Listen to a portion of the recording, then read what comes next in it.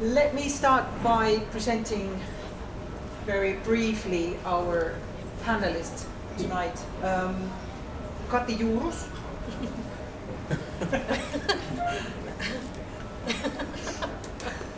She's been here for a while. Kati was a member of the jury this year. And Kati, she's not a photographer. Kati Juurus is a documentary film director and producer at Yle. Kati's films have been shown in several film festivals all over the world, and she was the artistic director of DocPoint Helsinki Documentary Film Festival in 2019 to 2022. Kati has also worked as an investigative journalist for Yle and staff writer for Helsingin Sanomat Kuukausiliite. So she's definitely qualified to look at pictures in many ways. For her high-quality, insightful, unique investigative journalism, Kati Juurus won the Bonnier Suuri Journalisti Award in 2007. Here are a few making of pictures of Kati's ongoing works. This is kind of an ongoing, yeah. Ongoing work, this one. This is from Nepal. Okay, and then we welcome Donald.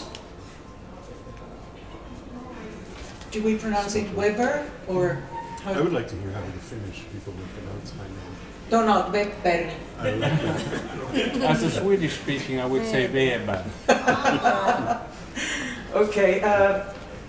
Since February of this year, Donald Weber is an associate professor of contemporary photography at Aalto University. I don't know how many of you have met him before. I haven't. Nice meeting you. He's a two-time recipient of the World Press Photo Award. Here's one. From which year is this? 2006. 2006. And then we have this one, which is 2012. Okay, and this is part of your book project as well. Part of a book called Interrogations. D-Day, is that? Oh no, that's okay. And this is a very different one. In 2015, Mr. Weber was also the jury chair of the documentary category of the World Press Photo. So he's also worked in these competitions as a judge. Prior to photography, Donald was originally educated as an architect and worked with Rem Koolhaas in Rotterdam, in Netherlands. He started his career in photography at newspapers in Toronto, Canada, in his hometown. It was your hometown, was it? Okay. And from there progressed to freelancing for international news magazines and covering breaking news and conflicts around the world. And you've lived in Ukraine for 10 years before the conflict started, way before the conflict started. So I'm sure you have lots of interesting opinions and stories to tell what led to this, what we are experiencing now in the world. So in 2015, he joined the faculty of Royal Academy of Arts in Hague, the Netherlands, and then started the master program Photography and Society. Since that time, he has published 4 books, the most recent War Sand, about the D-Day landings of Allied forces on the June 6, 1944, as told through a grain of sand.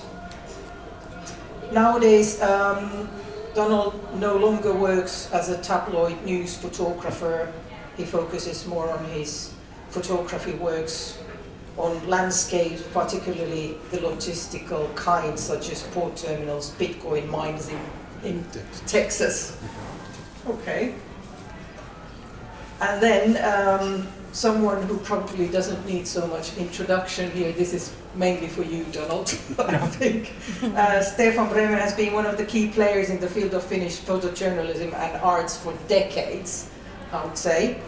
Stefan started his photojournalistic career in the very late 60s, correct me if I'm wrong, when he applied apprenticeship in the photo agency Pressfoto, which was founded by Hufvudstadsbladet newspaper in the 1950s. He's been a staff photographer for previously mentioned Pressfoto and Suomen Kuvalehti. I'm really proud of this because I've worked in Suomen Kuvalehti for many years. He's also been working for freelance photographer for Helsingin Sanomat and Ilta-Sanomat, just a few to mention. Stefan sent me a bunch of pictures and just said, just pick some. So I picked this one, and I picked this one.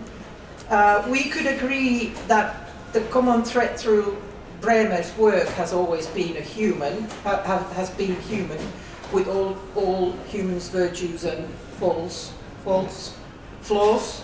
During the years of more uniform popular and music culture in Finland, when the culture, the pop culture and the youth culture in Finland was more uniform and not so shattered and scattered around, Stefan became the leading photographer documenting the street life, youth and rock scenery in Finland. Stefan has published several books and exhibited several different photography projects. There's also multiple generations of photographers in Finland who have been taught by this grandmaster. Did it go well? Well, actually, I have also worked as a teacher very much, and also in Aalto, but I'm not popular there anymore. Or I haven't been popular for a very long time because I have very different opinions of how they have succeeded in this educational program. But I'm really happy to hear that they have some important and interesting new teachers, and I'm really happy to say that it sounds good. Me too. Yeah. Interesting. Stefan, would you pass that to Kati, because Kati, you're first in line. I think we should let's put the terms in order first. Kati, you're a documentarist. You're not a photographer, but a documentarist, and that's kind of bigger picture and wider view for images. What does photojournalism mean to you, in your own words? Well, photojournalism as journalism, I guess you could say that there is some kind of a wish or quest after truth.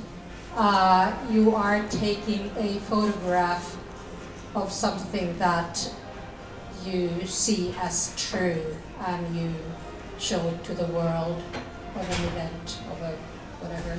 Whereas documentary is always more of an interpretation. It's more about your own personal interpretation of the truth of the world. So I think both deal with truth, but from a slightly different angle. But of course it's like a thin line to make the difference. And the next question for you, Donald, you're being a photojournalist. Mm-hmm. How would you define documentarism? What's, in your opinion, I was hoping you were going to ask me about photojournalism because I've been thinking, can I change the parameters of the question? No, you can't. Okay, I'll come back to documentary, but I would like Very to good. maybe start with photojournalism because I did start in photojournalism, tabloids and newspapers, and then magazines and covering news on a sort of semi-daily basis. But I also drifted away from photojournalism for a number of years, partly because I felt that it wasn't necessarily, allowing certain things. But a year ago, for me, I had a sort of epiphany moment, especially looking at a lot of the photography that was coming out of Ukraine in late February and March of last year. Especially I got turned on to this thing called Telegram. Maybe many of you are already using Telegram, but it was new to me. So I was subscribing to a bunch of channels in Telegram, and it was sort of loaded with all kinds of imagery. But the reason I sort of bring that up is because it was mostly, let's say, citizens documenting their own sort of confrontation with violence. So maybe their house had just been blown up, or rocket attacks or something that was happening that they felt sort of like compelled to respond to. And I was really struck by a lot of these images because there was no, let's say, pretenses behind it. It was just sort of like a real faith in the camera as an ability to record something that's happening at that moment in that time. And that's when I started to think, aha, now we can come back to photojournalism, because the way that I sort of understand it now, or for me personally, is through this question of like an urgency of a situation that is sort of unfolding in time.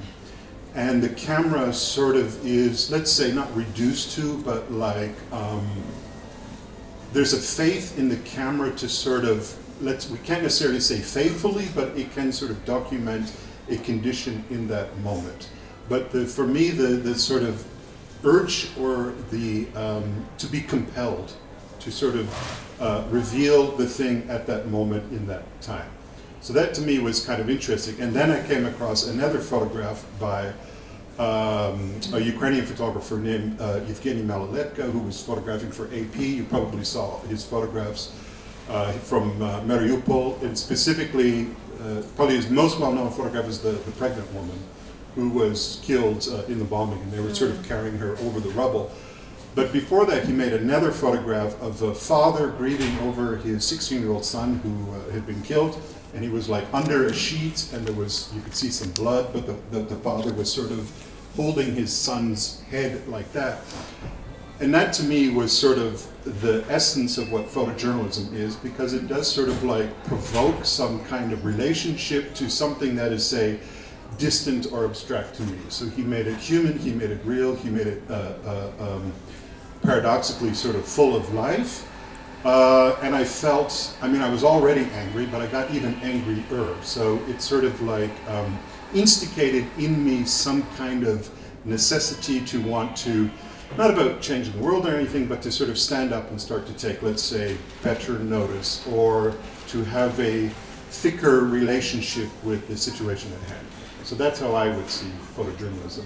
And I agree with Kati on the question of documentary, where, let's say, those edges start to become a little bit more slippery, because you as the photographer start to have a broader, let's say, subjectivity within the moment itself. So you as the storyteller are also becoming not necessarily a part of the story, but there is some kind of, let's say, trace that you have within the world. And it can start to kind of, I would say, become a little bit more inventive in how you want to, say, approach something. So those to me is the... That's the difference. Yeah. Okay, thank you.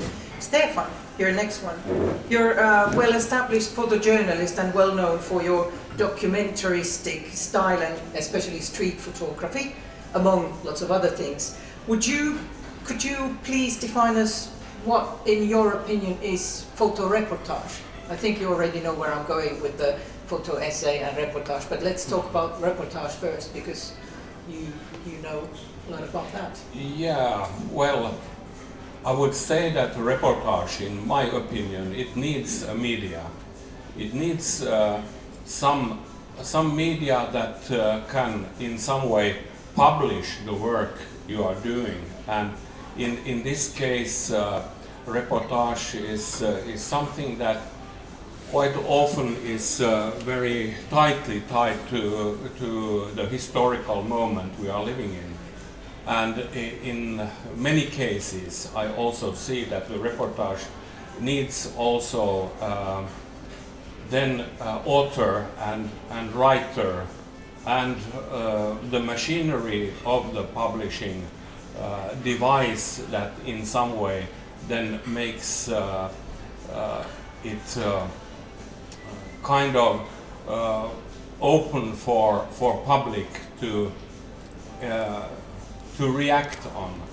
That it's not only that you are sent to some place or you choose some place to work in, that you also have to have kind of the ability to be presented this way of working, where you are kind of one part in a much bigger scheme. And I would say that in nowadays there is a lot of problematic things with also the printing press that is not maybe in the best shape overall. And what you are talking about, this telegram, was it telegram? This, yeah, that is kind of the new democratic way of also pushing out your opinion through photos. But in reportage, it's much more kind of a whole package, and you have to be in control of the process to make it work. And I would say that when I also look at the winning pictures of this competition that we are now kind of giving some thoughts of, that there are definitely a new kind of wave of reportage photography in Finland, and I think this is really, really good. But maybe we could kind of continue discussing this theme. That, well, this was my first. Yeah. So I thought that this is a good moment to go through the reportage. The category, reportage category winner was Mikko Suutarinen's series of images which portray a Finnish volunteer soldier leaving to go fight in Ukraine. Mikko, very good. Yeah. Mikko, if I'm saying something wrong, just interrupt me. His challenge was not to reveal the identity of this young man, and for a good reason, he explained, to protect the young man's identity while he was entering the combat zone. Mikko Suutarinen is also the photojournalist of 2022, so let's go through his series that won the reportage.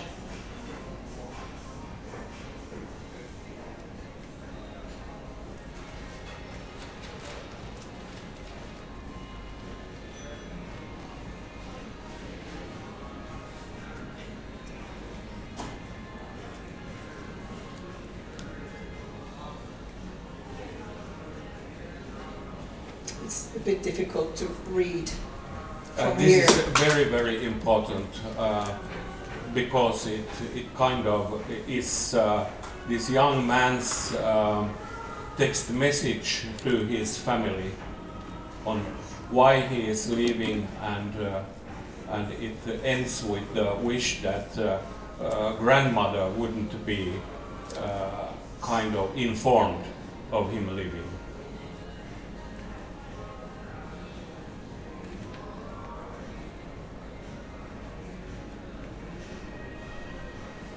So that's it. And the first honorary mention went to Antti Yrjönen for the Dark Ukraine Nights.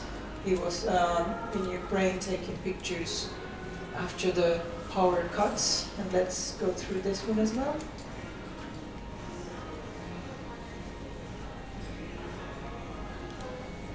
It's pretty hard to see the pictures now with the with the lights. Sorry about that. It's not very. Life sucks sometimes. That's the problem with photography without lights.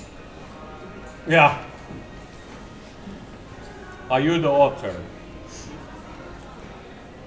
But also a good example of a work, like you were saying earlier, a reportage and journalism exists in context, multiple contexts. So it's not just the printed page or the website, but I think also an environment. So in other words, a photograph is always going to see with, I think, good reportage is always going to be seen within sort of other contexts. So it's always going to slightly transform what that image is. Oh, sorry. Yeah, no, I'm just blathering.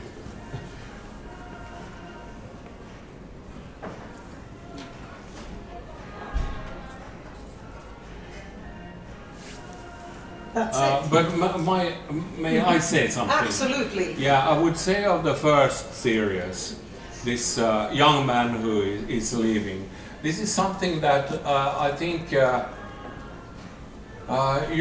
have done a really, really good job, and I have the feeling that it's very personal. and it's very personal in the sense that all the small details that are kind of left behind. It's sad, it's kind of full of emotion and determination, but in a very poetic way. So I would say that this is maybe the new way of thinking of reportage and photojournalism. Can I say something? Yes, as well? please. And it's interesting because before this we were talking with Donald about the sort of the difference between reportage and essay, and I think here we can see that it is not easy to define or make the difference so clearly, because I think your beautiful series could have worked also as a photo essay, but you submitted it in the reportage series, and I think it works wonderfully as a reportage series as well. So, but there is the winner of the essay series, which is kind of has some kind of a not similarity, but sukulaisuus. Familiarity. Yeah, and I think here we can really sort of discuss which is an essay, which is a reportage. Does it really matter? I'm not sure if it really matters, but yeah, I just wanted to make this point.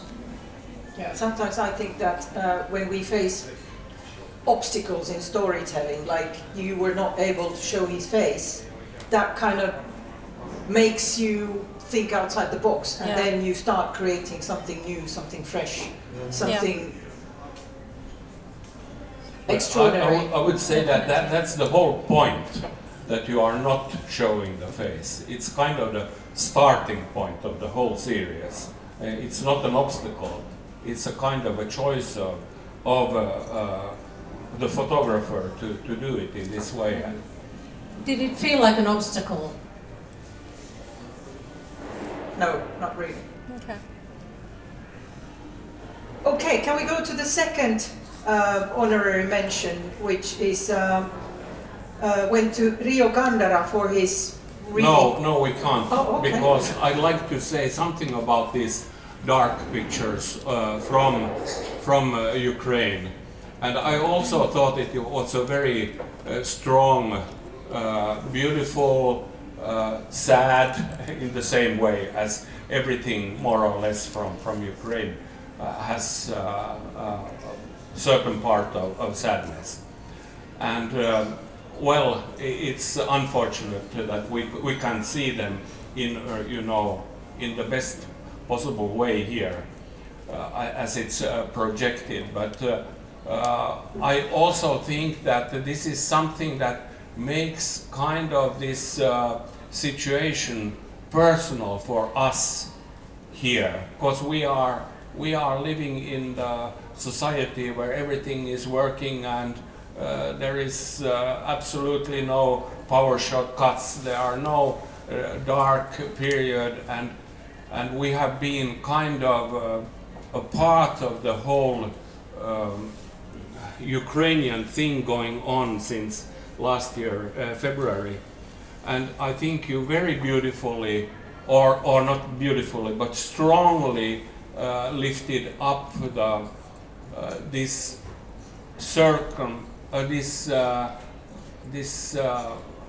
feeling of something that you haven't maybe met before, these big cities that are completely dark. So it's also, I think, a strong series.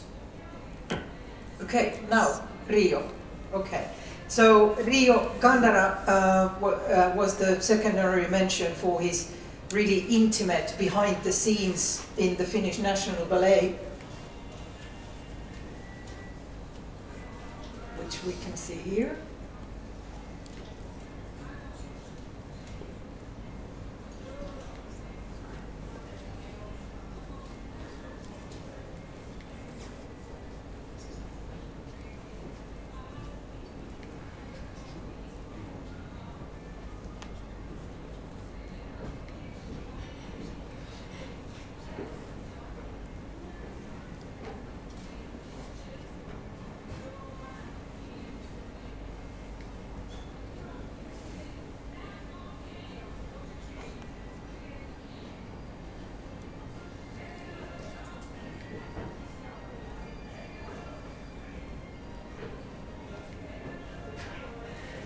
Okay, let's leave this image here.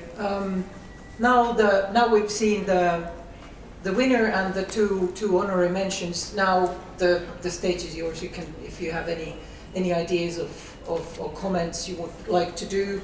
You've all seen the exhibition in Sanomatalo, and you've gone through the PDF. So, is there something you would like to say about the reportage? You don't have anything to say.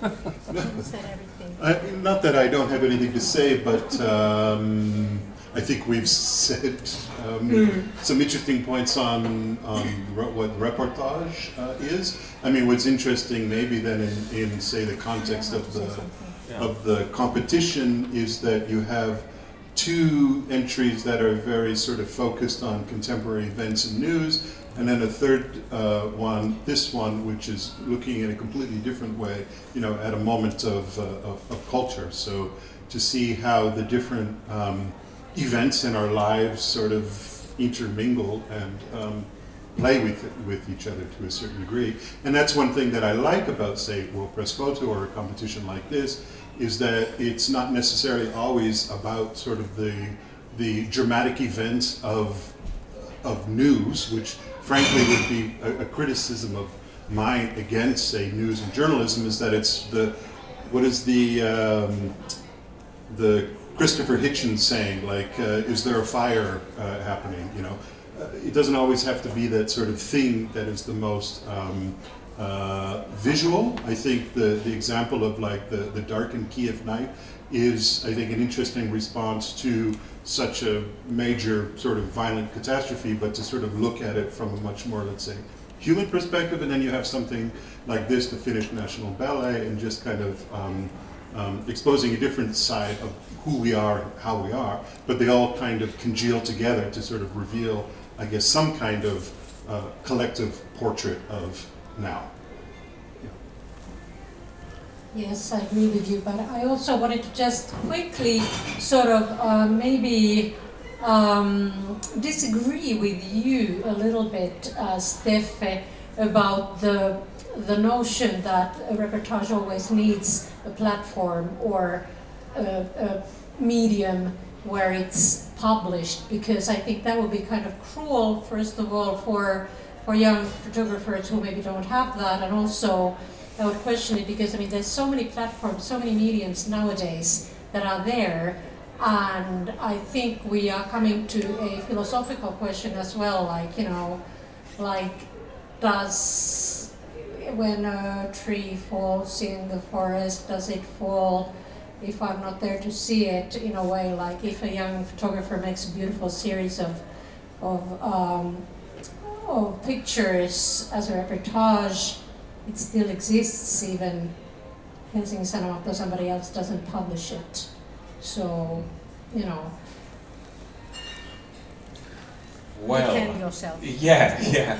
Well, I would say that that in my opinion, the reportage needs this media, and young photographers, they are striving to do important work or to find some kind of themes they want to work with. Everyone doesn't have a clear channel to the medias, but I mean, there are lots and lots of people that are working with specific themes, but I would say that reportage and journalism is for me, it's very close to each other, and they are in some way,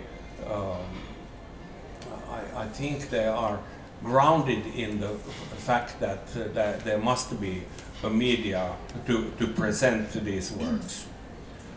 And I would say when for me, World Press Photo in old days, it was like a really swear word for me.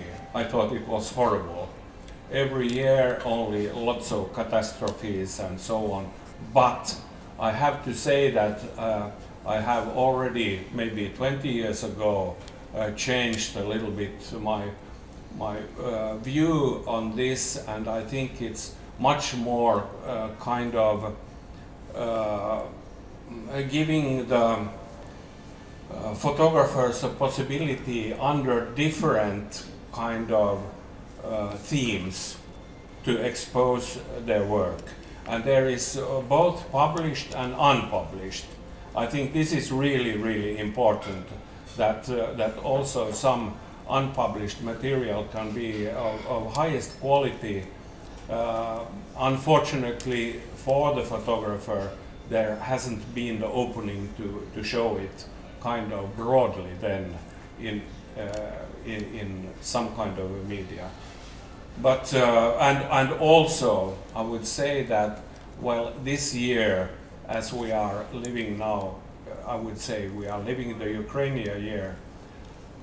We have been nearly every day surrounded with images, and now it feels quite strange, in my opinion, that I'm not every day seeing new pictures from the war in Ukraine.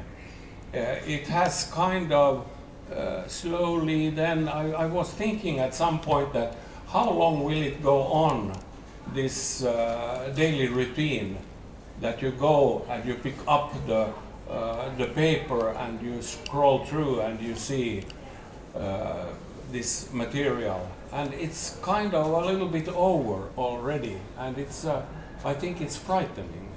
Mm-hmm.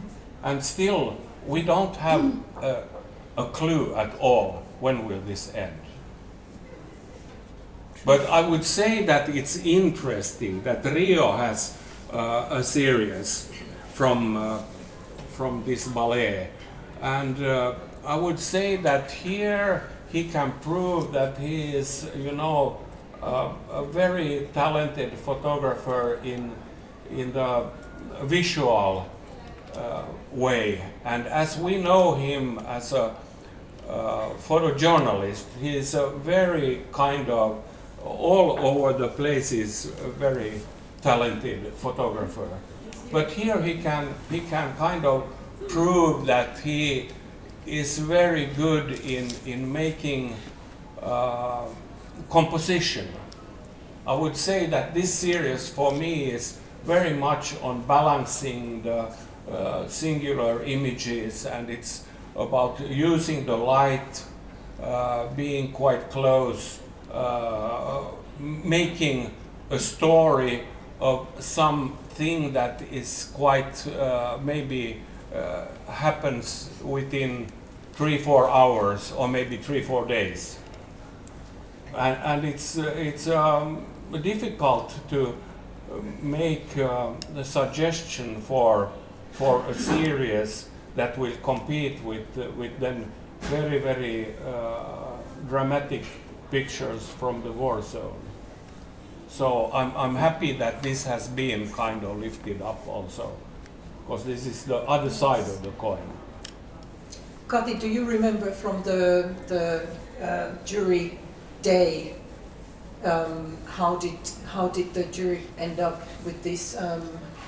I do, and it was very important for me, I'm sure for the others as well, that Rio's pictures are sort of, we definitely wanted to somehow, I mean, as you were saying, a year like this, it's kind of always obvious that, and thank God we had very good different kinds of pictures from Ukraine and the crisis and so forth, but we loved this series of photos by Rio, and it was like a kind of a refreshing little moment of beauty, or in, you know, the intimacy in these pictures and the other worldliness of these pictures, in a sense, compared to many other reportage entries.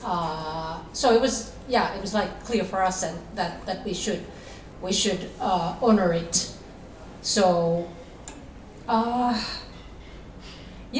we loved them all, the three series, and I have a feeling, if I have a good recollection, it was sort of kind of easy to pick out these three that stood out quite clearly from the rest of the entries. I'm sorry if there are other entrants here, but yeah. Okay, let's go next. You already mentioned the essay, the photo essay. So let's go through those pictures, the entries and the winners before we take a break, and after that we're going to go look through all the series, the competition series. So the photo essay category, the winner was Emilia Arnoldi's series of women cutting their hair. Sorry, there was a... Here we go.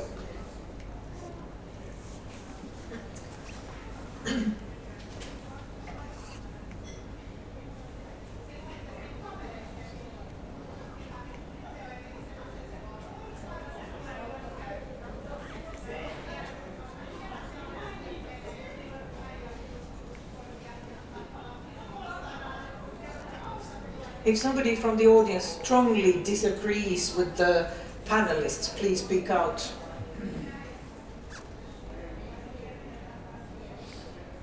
Or if they are strongly of the same opinion. Absolutely. But then it's okay to just put the thumbs up. Well, I would like to ask you, I would like to ask you, as I only have seen this as PDFs or pictures without the story. So could you give me an insight of why the hairs are being cut? Is Emilia here? Oh, there you are. Would you like to come and tell Stefan and everybody a little bit? I know the story, but I think you should be the one saying it. I'm not really prepared to talk here, but what was the question? Why do they cut their hairs? Well, there was a different, at first I want to just clarify, it wasn't only women, it was also non-binary people, so not only women.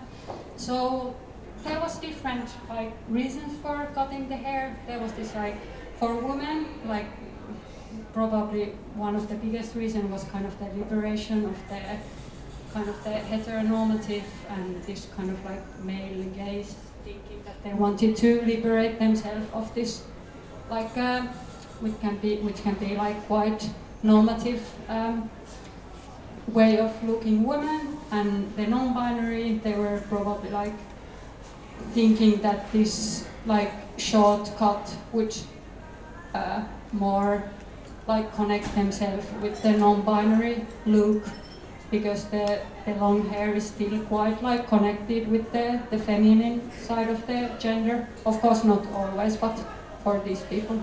So these were the two main reasons. Yeah. Thank you. Did that please you? Was that a good answer? Yeah, of course it was good. I suspected that this was what you were saying. I got the feeling through the pictures that it must be kind of a gender question and this non-binary thing. And well, I think many of these pictures are really, they touch the soul. But how? I just have to ask still that were they published somewhere?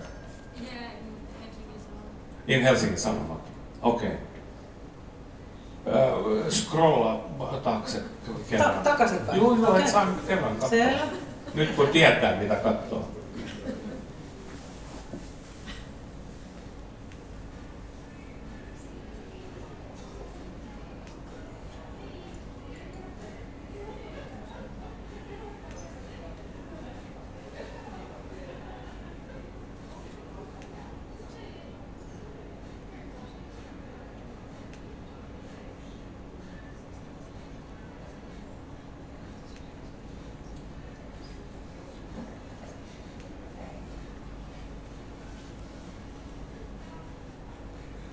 Would you like to? Sure.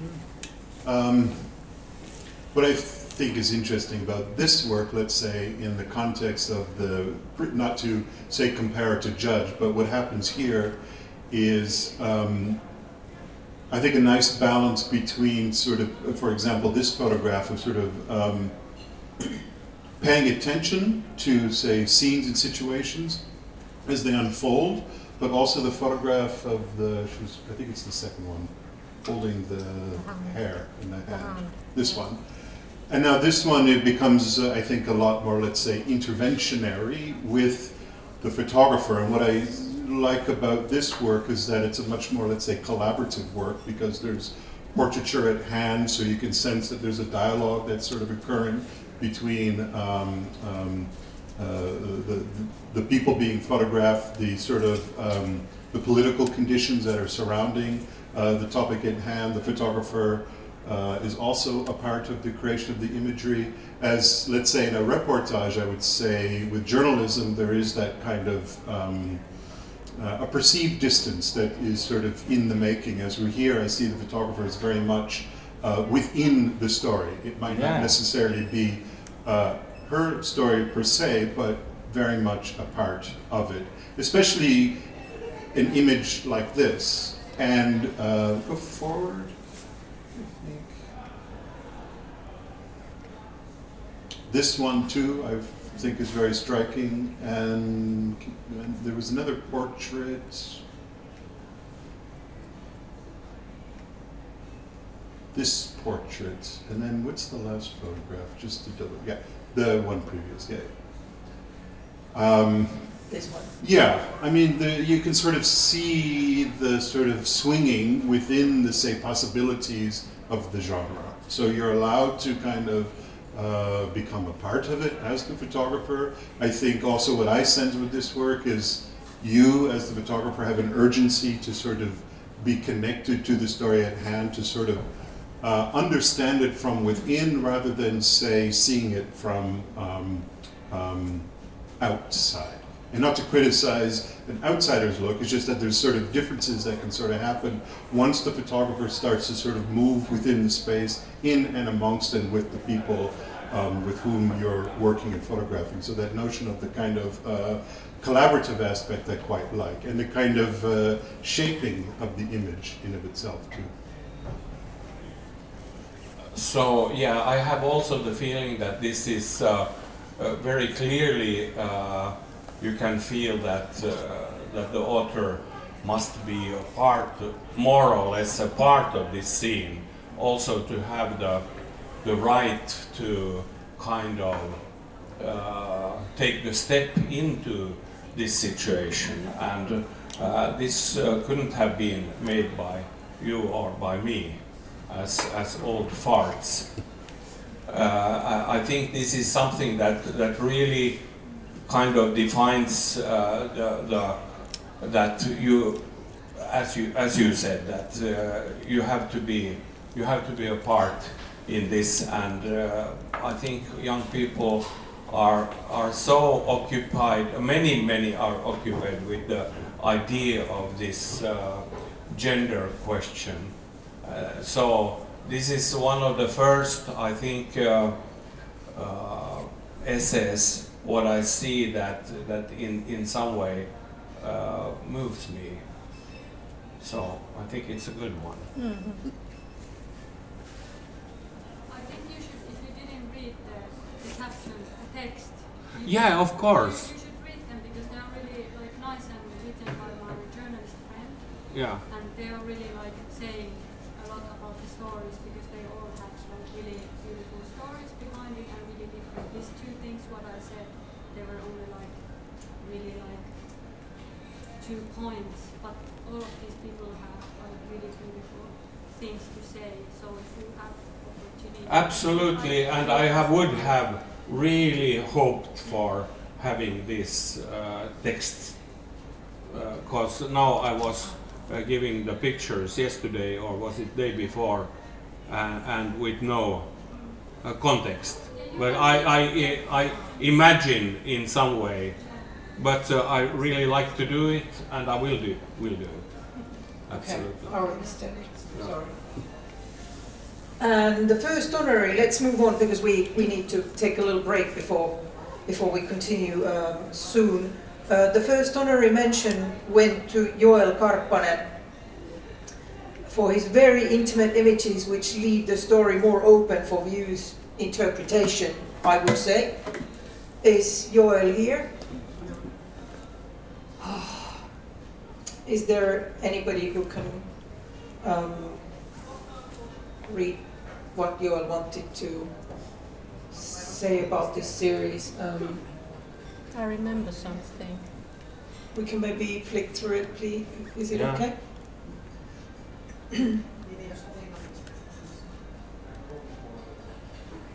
No, but shall I speak while you flick Yes, through please them? do. My recollection, I hope it's not totally, completely wrong, is that it is a kind of a memory of a trip that was made with a love that then ended. So kind of a last trip together, remembering that, remembering those times. And I truly apologize to the photographer if I remember it not well. But for me, I mean, as jurors, we really felt like, yes, we have to take this one in, even though it's like completely non-journalistic series of pictures. I don't know whether it has been published anywhere, but to us it very much sort of epitomizes a photo essay in a way, and it very much sort of comes from the inner world, inner thinking of the person who made the photos, and we felt that the atmosphere, the feeling in the images is really strong. Lisa, did you find anything?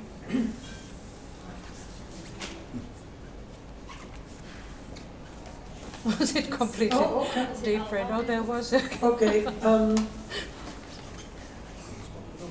All the photographs were being taken on the Prince's Island in Istanbul, November 22. The series is a photo essay about first love, loneliness, and banishment. The Prince's Islands are a group of islands located near Istanbul, named after Byzantine-era royalties sent here to exile. After the princes came, the Greek, the Armenian, the Jews, and ordinary people looking to get away from the hustle and bustle of Istanbul, and Leon Trotsky, who was deported from Soviet Union. Now history repeats itself as people from Russia and Kurdistan seek refuge on these silent islands. I'm not one of them. I'm privileged and here to deal with feelings of loneliness and the weight of the past. In 2012, I split up with my first love while vacationing on these islands.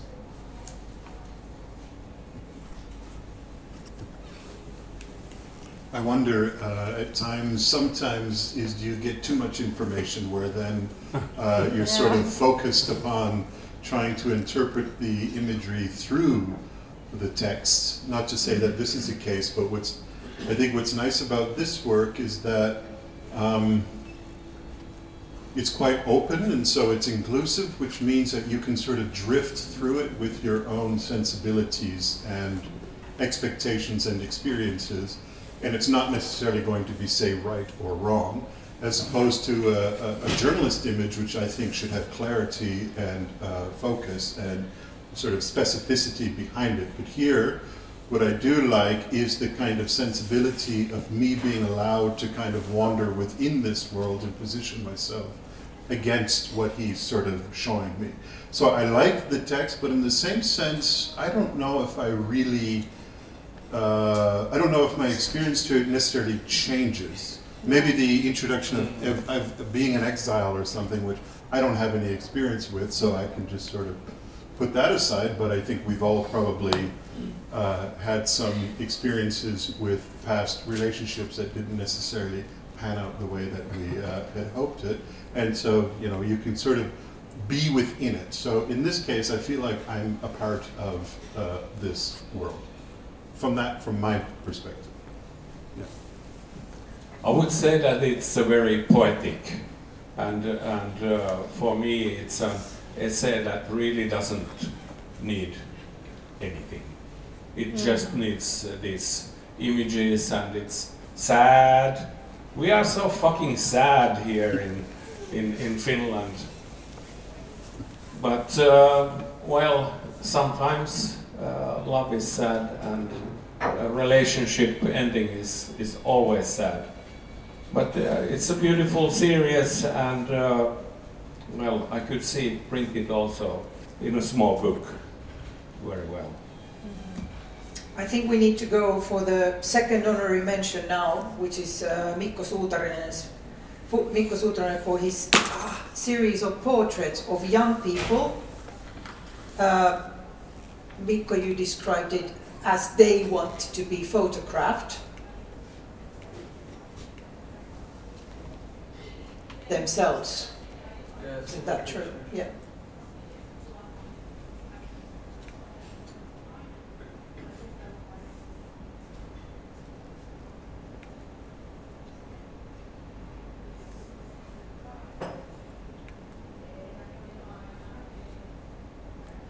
You previously said that you would have wanted to take pictures of even younger children, but it was not playing out so easily. Yeah, it's quite difficult because of age. Mumble.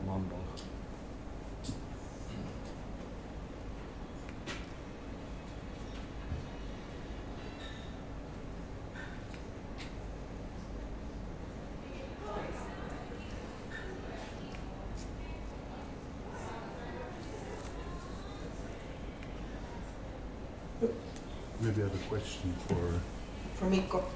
a question then for Mikko. Have they seen themselves now depicted in the way that they wanted to at least present it to you? Have you sort of brought these photographs back to them so they can actually see the reality of what it is that they were envisioning for themselves? Yes, I sent them kind of photos and they choose if they want. Have a conversation about how they want to show up. These were like school pictures. Yeah. I gave them a chance to choose the whole color.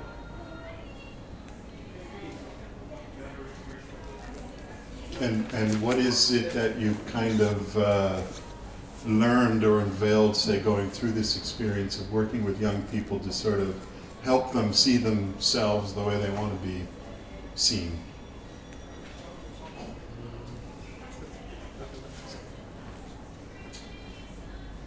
Can you repeat the question?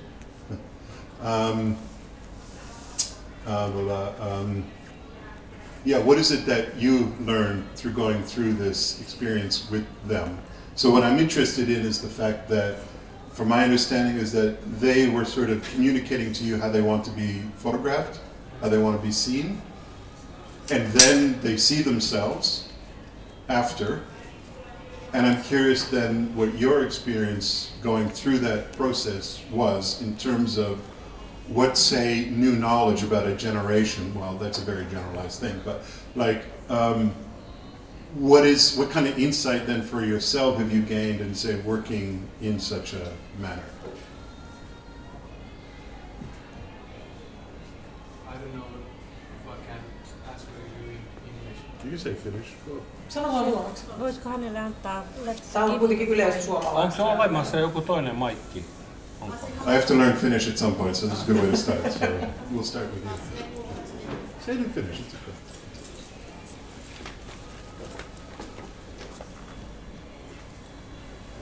Jos mä ymmärsin oikein, niin kysyttiin, että mitä mä opin siitä, että miten haluan nähdä itsensä. Oliko se kysymys? Kyllä mä oletin, että tämä olisi ollut vähän helpompi projekti. Just niin kuin mä aikaisemminkin sanoin, että nämä on nuoria, ketkä on siirtymässä lapsesta aikuiseksi. Niin se on varmaan aika hankala nähdä itsensä jotenkin ton ikäisenä kuvissa. Ja, Scrollaa.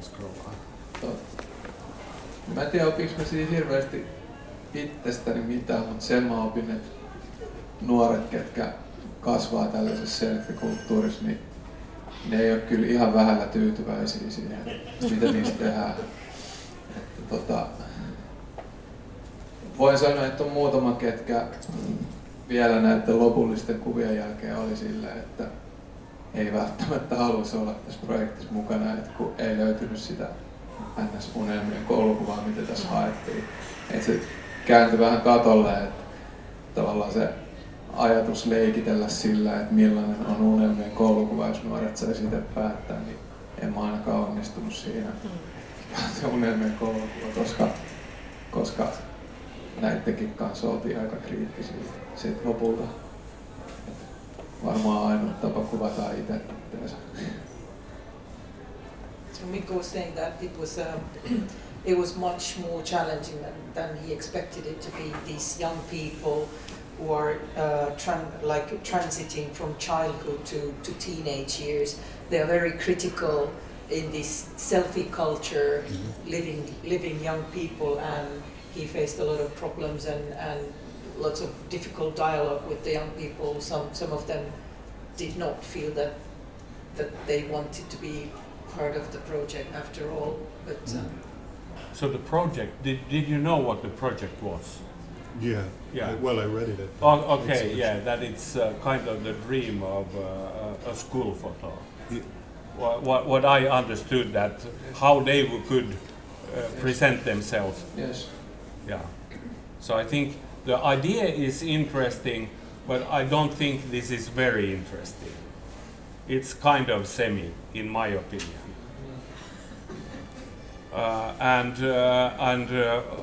I think it's a very, very good idea, but probably it would need a lot of work. I mean, for a long time being together, and now it feels a little bit too stiff, in my opinion. It's a little bit like also that you are using this Japan flag composition, more or less, that everything is in the center, and I think it's a little bit boring. But good pictures, but your winning concept was 100 times more interesting. Sorry to say, but I mean, you have been my student also, so I have the right to say. as I said, but I think there is one really good picture of the young scroll. No, this one. This I think is really beautiful. Because and you love all the punk rockers. Yeah, but this has something kind of. It has the aura of timelessness that it could have been from the 20s, or 100 years ago, or for 20 years ago, and it's very poetical. Kati, I won't let you say anything Don't about let these me say anymore, anything. because there was one question I wanted to ask. I've written it before taking the break, but I think you kind of answered that already. I was going to ask what's the most significant difference between photo reportage and essay, but I think you've kind of answered that already. Essay is more poetical, and I think reportage is more kind of grounded in the reality. Essay can be in your head, in your mind, in my opinion. Yeah. We're not Interpretation allowed to say anything of- anymore. It can be also like more philosophical, based on an idea, rather than, and it always comes from the sort of the inner thinking of the author. And I was a disagreement. Disagreement. Disagreement. Disagreement. Okay. Come here, Stefan First Juurus. disagreement. Hyvä. Hello. I think kind of the stiffness and the Japan flag thing is strength in this series, because it's supposed to be school photos, right? They wouldn't be school photos if it wasn't like kind of stiff. So it's in my view, it's like integral part of the series. It needs to be a bit stiff, and it needs to have that sort of composition. That might describe it. Good point. Okay, then I feel like I'm existing in a bit of a contextual bubble, which I love these sort of moments, because I have no idea what you're talking about a school photo. I'm imagining our school photos are just, you know, the headshot kind of thing. They are. Yeah. And They are. Oh, They it's the are. same. It's the same. But it's stiff and it's. But it's stiff. But is this for graduating, like your last year of high school, or No, is they this do it every year. Every year. Oh, okay. Every year. Okay. 7 years old. But Yeah. they are super boring, always. But I kind of agreed, like if it is this notion of the school photograph, I don't think we're here to sort of, your work is being sort of analyzed to such a degree, but I kind of agree with Anti's point that if it is a school photograph, you kind of have to understand the essence of what a school photograph is, and then you sort of start stretching and sort of pulling it apart and such like that. I was thinking with the school photograph that you guys as Finns were like, you all kind of made these sort of weird sort of images of yourselves at the end of your high school year, and I thought, that sounds really fun, and I wish I did go to high school year, because that would be awesome. But like, how does one represent themselves, I think is a fantastic question, or see themselves, and that's why I was also curious, is like, I'm not surprised that maybe some of the students during the journey were like, no, this is not necessarily what I was anticipating. And that to me is a really kind of interesting place to be in, because it is a question of self so much. Like, who am I? Yet there's still, especially this generation, which is so sort of under the influence of such various kinds of medias and imagery itself, right? So, yeah, I don't know. I think, yeah, that's all I have to say, but I agree with you. I have to grab We've that. been all teenagers, and we know what a turmoil that Well, time is. I have to disagree with Antti. I think it You has already did. nothing. You Yeah, already yeah, yeah, yeah. But it had nothing. This has, in my opinion, nothing to do with school portraiture. It's something very different. I think this is a very interesting kind of door into young people's life, and maybe by this idea that you gave them, you kind of opened a possibility to do something in a collaboration, but it has nothing to do, in my opinion, with school photos being stiff or not stiff. But this could be a project, ongoing project for you that could be deepening. So yeah, there are kind of good points there, but it's not 100% yet. Okay, let's take a little break. Everybody can go get some drink, go to the loo, whatever you need to do. 5-7 minutes. I'm going to flick through the PDF so we can see all categories, winners and honoraries, and then we're going to continue a little bit with the more philosophical things. So this is the sports picture of the year, Jukka Ritola's fence. How do you say that in English? Hurdles. Hurdles. What hurdles? Yeah.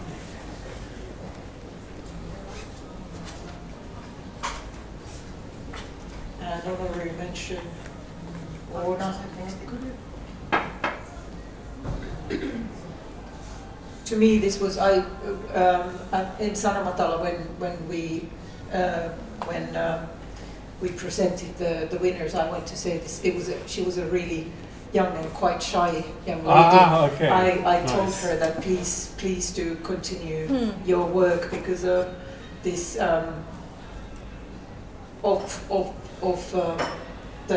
these freestyle skiers and skateboarders. They definitely.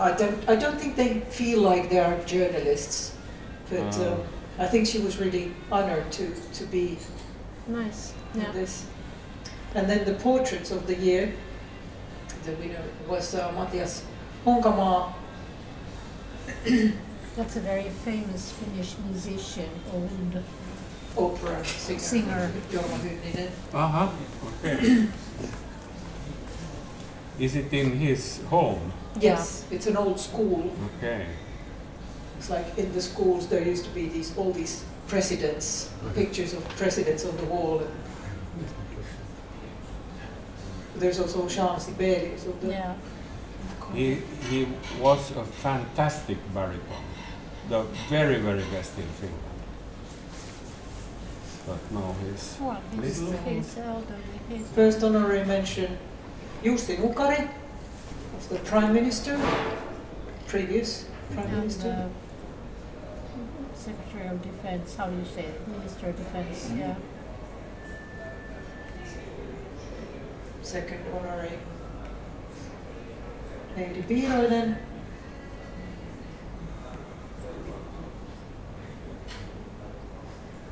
Portrait of a friend.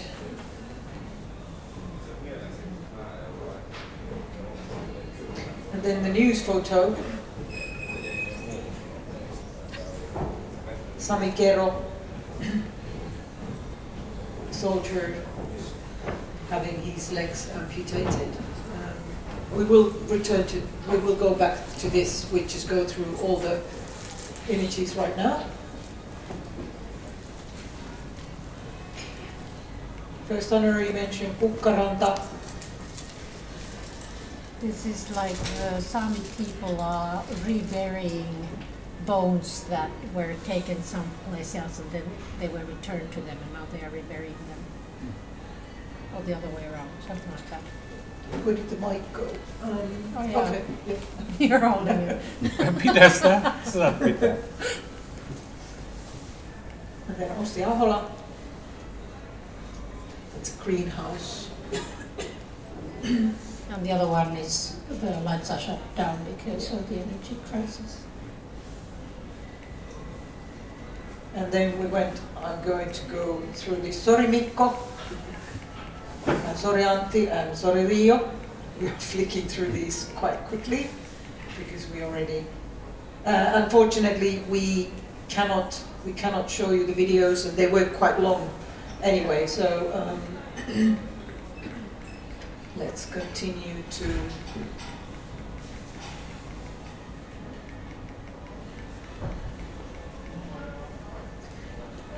A new photojournalist, which not necessarily means a young person, but somebody new too. Antti Neuvonen.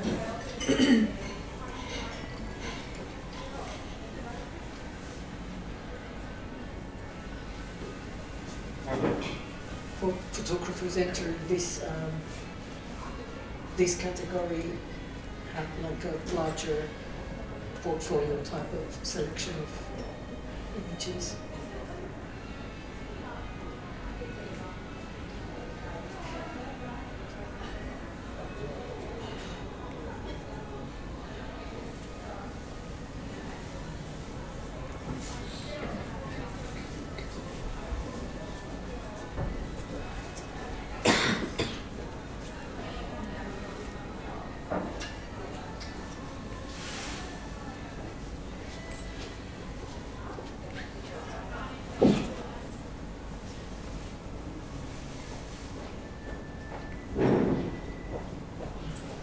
Press photo of the year.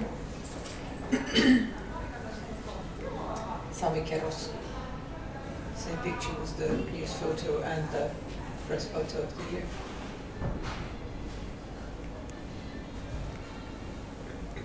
Then People's Choice photographer was Jussi Nukari with a very versatile selection of images. But what is the category for People's Choice? How was it chosen? I think you mean. I mean, yeah, because this is a lot of pictures. It's not one singular picture. Lisa, maybe you can, or I know. It's the photographer of the year series. They are the same series. They are selected from that. Okay, it's only from that category. I think. Yeah. Uh-huh.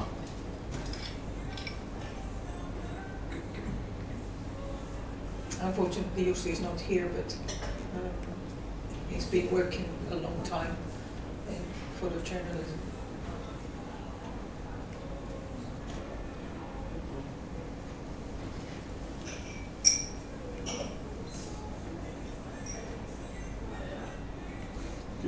Go back to Sanna.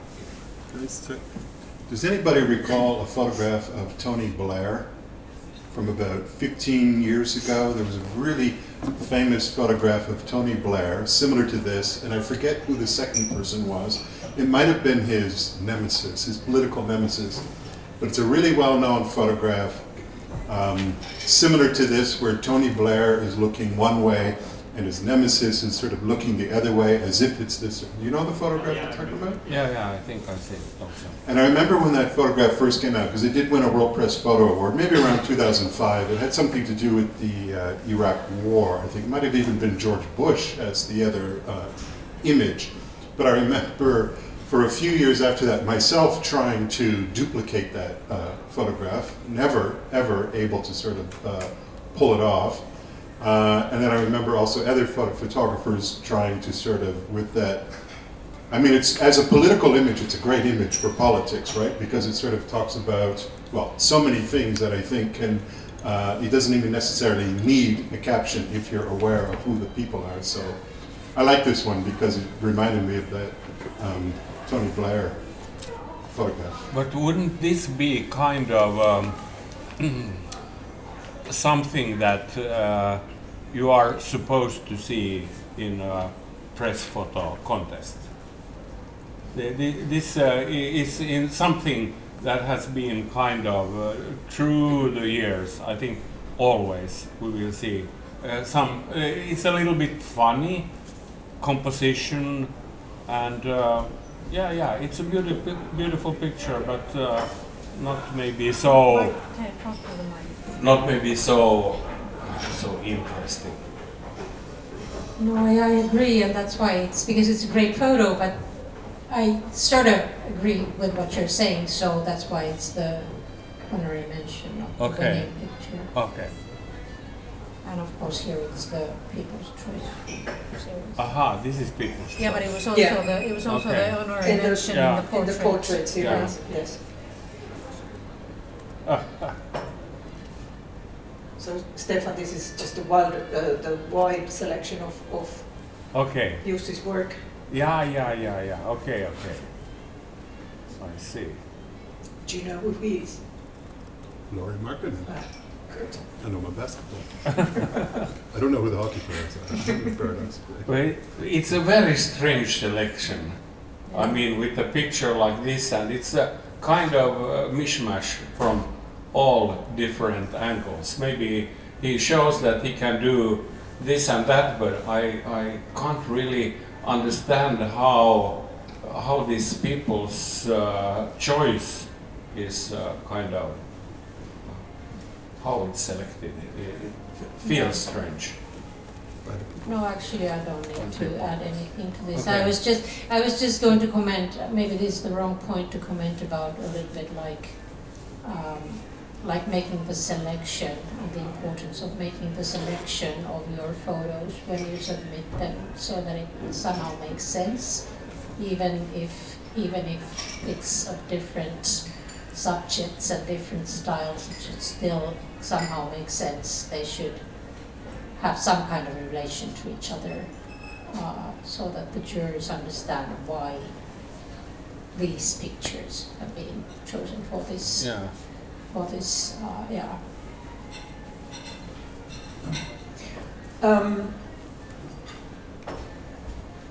Let's continue. This is Mikko Suutarinen, won the Photojournalist of the Year category.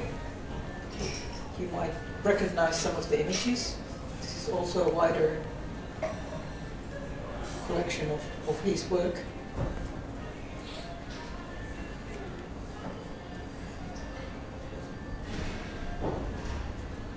I'm asking the same question to all of you. You both are most welcome. All of you are most welcome to answer. Is there some sort of key or recipe or some sort of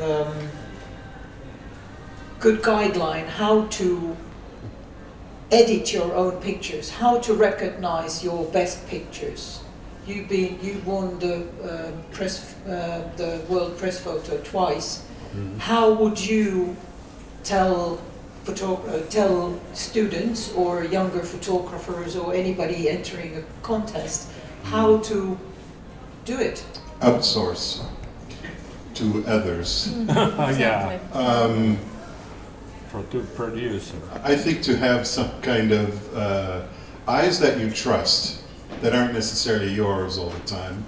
One thing I did notice when I was on the jury of World Press Photo was fascinating, especially in, say, the story categories, where I think you could have 6 to 10 photographs, and it would be playing, and the first one. And I mean, there is an art to editing for competitions, which I think is slightly problematic, but whatever, that's a different conversation. But like 1, 2, 3, you'd be like, 4, you might think, where's this going? 5, oh, okay. And then it sort of either goes to, oh, I want to know more, or it suddenly just kind of falls flat. And one thing that I always noticed, certainly when I was on the jury and other juries, is that if they say 10 images, it doesn't necessarily mean that you have to have 10. Especially, I think, in small edits. And I remember working for the newspaper where my picture editors at the time were, you can only submit 3 photographs for one sort of situation. So it really was trying to sort of look at the differences that the images could sort of entail, the relationships that they had to each other, etc. That was for a single photograph. But I do find, like, because you're allowed to doesn't necessarily mean you should.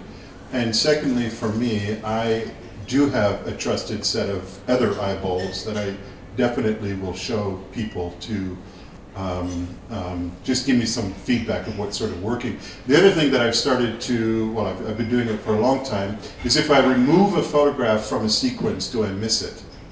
And if I do miss it, then I kind of put it back in there. But I have to ask myself, how much do I actually miss it? So it's kind of being a little bit, I think, ruthless to yourself as well, because even if I'm like, I kind of miss it, then I have to say, well, it needs to go out. And then I leave it out for a while and then sort of get a sense of what's actually happening. So I think for me that notion is, how much do I actually really miss that photograph? On the other side, there's another rule that I kind of give myself at times, is there like one image that you absolutely adore for multiple reasons, you're allowed to have that one in. But that also means that you need to be a little bit more, say, aggressive or brutal in terms of the picture editing and the sequencing and such. Because you've given yourself a sort of possibility, it also means you need to sort of balance that out with removing things. So I always like to take things over and I just sort of flip them so I can't necessarily see it. And usually 9 times out of 10, I don't. As soon as I turn it over, I don't miss it. It's very, very, very rare to actually miss it. I would say also from the perspective of being a juror for a competition that sometimes when I have been sitting in the jury, there are so fucking many pictures that you get, I mean, you fall dead after 5 hours looking at pictures, and then you get in some way nearly hysterical that how can we make this come true, to make the selection, because there might be some people that want to speak all the time, and then there are some that say that, oh, it's only shit. But I would say that maybe the form of this kind of a competition is something that must be also renewed every now and then. And I would say that when it comes to Mikkos, then this photojournalist of the year, was it so? Mm-hmm. I think it's a series of very good pictures, really, really good. But it's a little bit like the the Swedish smörgåsbord, that it's a little bit, you know, mishmash from different, but you can see that it's quality in every picture. But I think it's a very kind of difficult category to have the 10 favorite pictures of someone shown and they are not connected within the context. So I always think that it's more interesting to see the essays and see the reportage and not this mishmash smörgåsbord.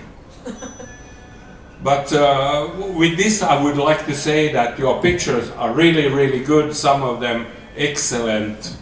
I like the white kids in the football field, it's a really fantastic picture. But then I understand this picture as the press photo of the year. And the news photo. And the news photo, yes. Because it really kind of tells something that is important, that people are suffering, and there is a photographer standing here where we are now looking, and he lifts his camera to the eye, and he knows that it's a painful thing in one way to be a photographer in a situation like this, but on the other hand it's also very, very important work. So I would say that this series of that Sami made with this guy that ends where he and a reporter are standing and this guy without the legs is sitting smiling very broadly. I think it was a beautiful example of someone collaboration that really had a meaningful outcome.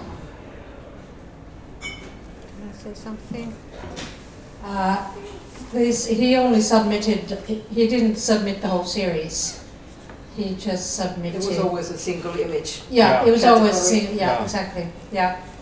So and yeah, you had the initial question of how to edit your own pictures. I think the gentlemen here have said everything possible to be said about that subject. I think you're right. I think you have to show it to other people to be sure, and try and see it as a series so that it makes sense to other people as well. They don't know why and when you took each of these pictures and how much trouble you put into it. So there should be a connection somehow. My dear friend, photographer Heli Veikkola always says, "Kill your darlings." And I think that's the best advice she ever gave me when I was a younger student. I'm not sure. I disagree. I agree. So anyway, let's go further into this Sami Kero's image, which shows the suffering, as Stefan said, of the Ukrainian soldier who lost his legs in the end of this unfortunate event he was in. How do we show suffering in media nowadays? Has it changed, and which way, and is it good or bad? Well, as I have now the microphone in my hand, I would say something, and this comes to our biggest newspaper, Helsingin Sanomat, and their work now during the whole crisis of Ukraine. I think they should have been giving honorary mention or some gold medal or anything for the very good work they have done in Ukraine, and by sending writers and photographers that are staying there for maybe 2 weeks at a time, and they have made a kind of a big work for all people that are reading the newspaper. I think that would have been kind of the best thing for this year's competition. And of course, it's so. Yeah, you get this very soon. But I would say have 15 minutes. Whatever. I would say that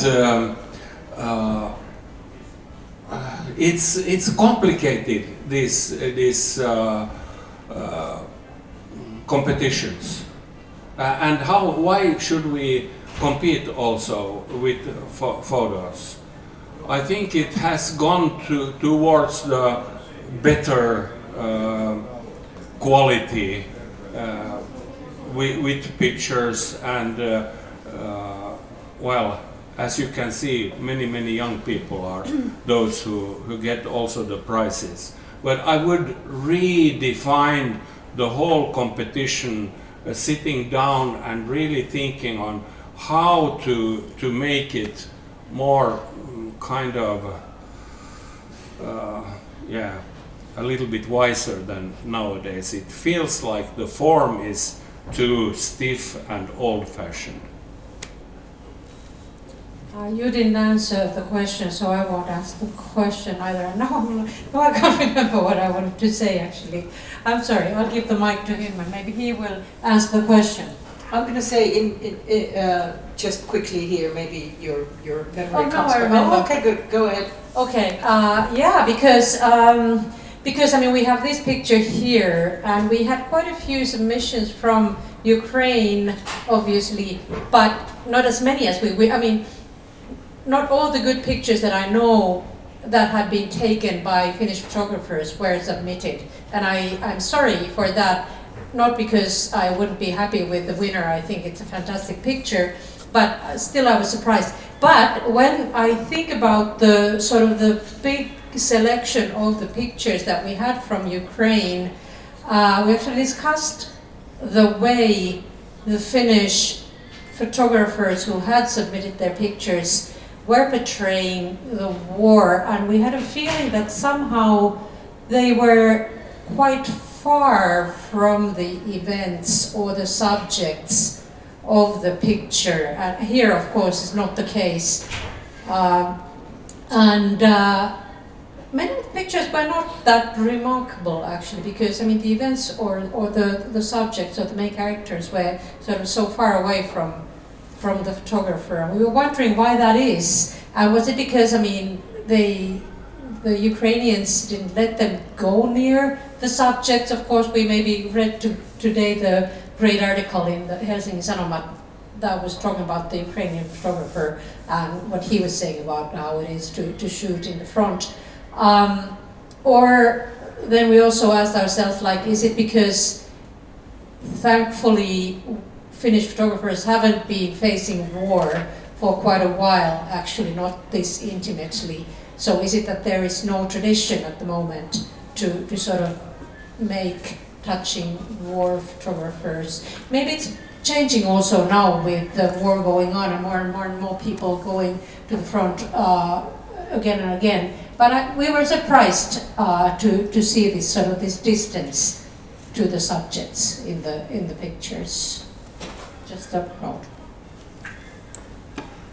Stefan, you said earlier about Antti's series of the dark images that they were further away, but I think they were really touching. It really didn't have to come straight to your face. But sorry, go ahead, please. That's a very difficult question, I think, to even answer. Frankly, I don't have an answer. I think it's one of the most sort of existential question that photojournalism has is that depiction of suffering, and as Susan Sontag has written about the suffering of others, and that's how we do sort of other is through that action of they suffer but we don't. And that is always something that I personally have struggled with as well. Am I sort of turning pain into some kind of commodity? Because photojournalism is a commodity. It is meant to be existing in media and circulating and being purchased and such. Yet in the same sense, I don't believe that we can't not photograph it. But I haven't necessarily figured out a full answer. I mean, sometimes you just see it and you sense that there is a, say,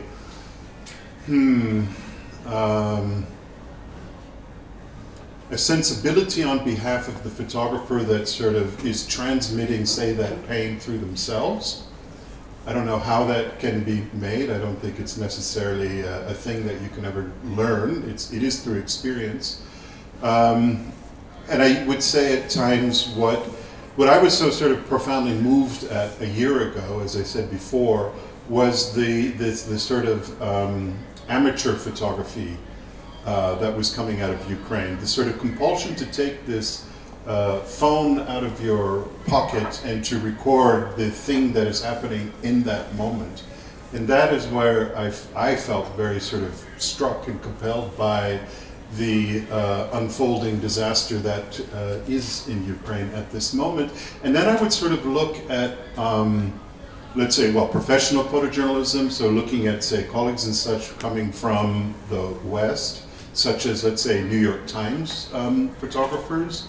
And what I sense there at times, and now we get into sort of trouble here, is a kind of a control of the camera that transcends the, say, violence that's there, as opposed to an amateur's response. It's not about the sort of frame, but it's about the frame as a moment to sort of, to experience or to conjure this sort of terrible thing that's right in front of me.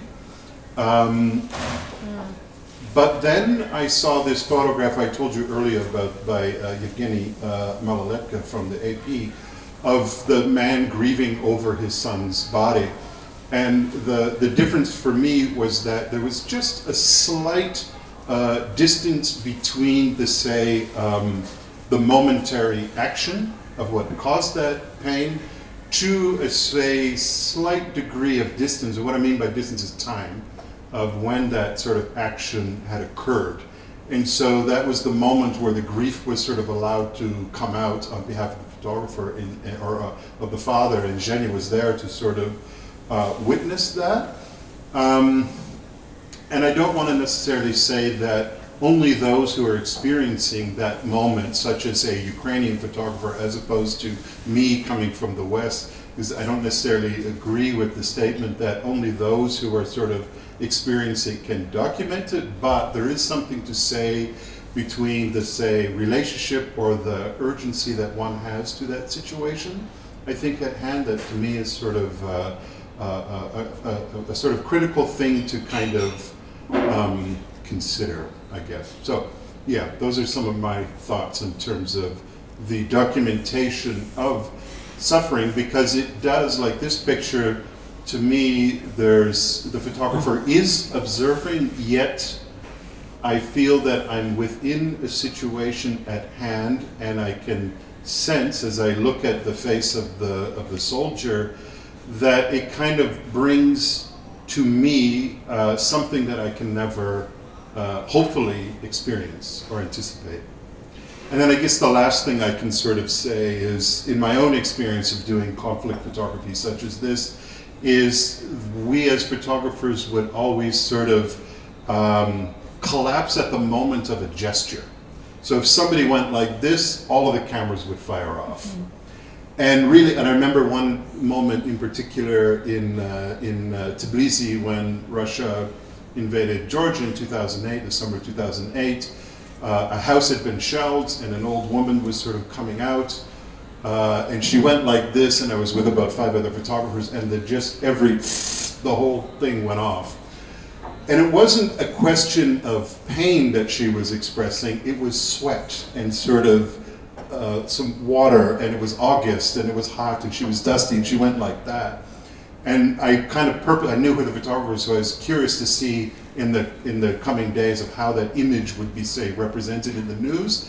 And it was this sort of, to me it became a performance of some kind of tragedy, rather than the tragedy itself sort of being communicated. So that's where I think we as outsiders for sure have to sort of be very cautious in sort of being sensitive to the human at need, yet somehow trying to channel their pain through us and our camera. So in a way, we kind of also have to experience it without sort of fully becoming a part of it. Otherwise, it just becomes sort of a display of something rather than the actual moment. So. Okay.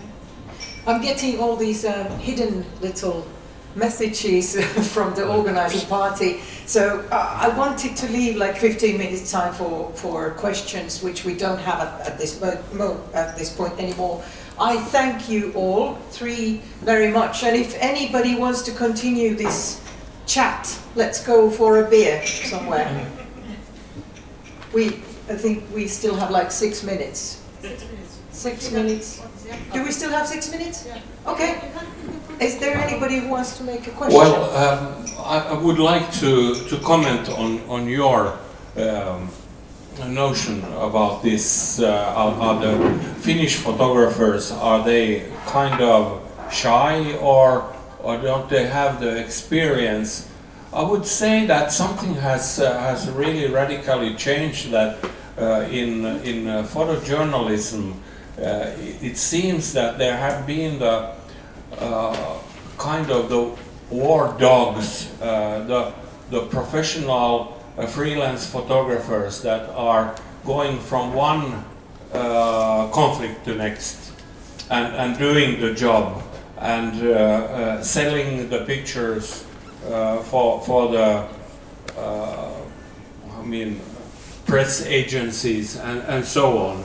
But this Ukraine, it came so near Finland in one way. We have still 1,300 kilometers so a border to Russia, and suddenly it was really a situation where Finns felt not at ease at all, that they felt threatened. And I think in this case, for the first time in a very long time, then at least Helsingin Sanomat sent their professionals, photographers and writers to Ukraine to look at the situation and to inform our population on what is going on. So I would say that it's different. Finnish photographers haven't been well known to roam around these fields of death around, and that's why I would say that there has been produced very, very good material. And actually, who was the guy who was taking picture in Irpin? This the hand in the mud that got some Kalle Kopponen. I think his series was excellent, and it was shocking when it came out. And I wonder why he's not a part of he was this. part of the organizing. All right. Because I think his series was very, very strong and very, very close up. And yeah, I agree, but it wasn't part of this. Yeah. Okay. No. But I would say that so there are different, I think, personalities that show via their work how they kind of step into. And I would say that first time in long time I have been touched very often by the material that also has come. Lisa was trying to say from the far end that yesterday Patricia Seppälä Foundation awarded 3 Finnish photographers for their work especially in Ukraine. Yeah. And she doesn't need. We still have 1 minute left, so please go ahead. 2. And the question about why the world press photos in the 80s sucked was basically about the medium. Like we were talking about film and mojo buyer, and the days when sort of a local kids were given Nikons and sent out into the front line to shoot something, and if they came back with the film, it was developed and it might have won something. And nowadays, like Donald said, the telegram handles sort of the basic immediate reaction, and it's immediately out there. So that's why the competition is, the standard is very much more higher nowadays. Also, the people are more educated. So. Just a comment, no question. Shall we move this discussion to some... Tulkaa Oodin lauantaina. Siellä on ainakin hauskaa. Täällä on vähän niin kuin tällainen jumalauta, jotain tahmeita. Niin, että jotain amfetamiinia pitäisi kaivaa esiin. Oodissako on? On. Joka tapauksessa oli kiva olla täällä ja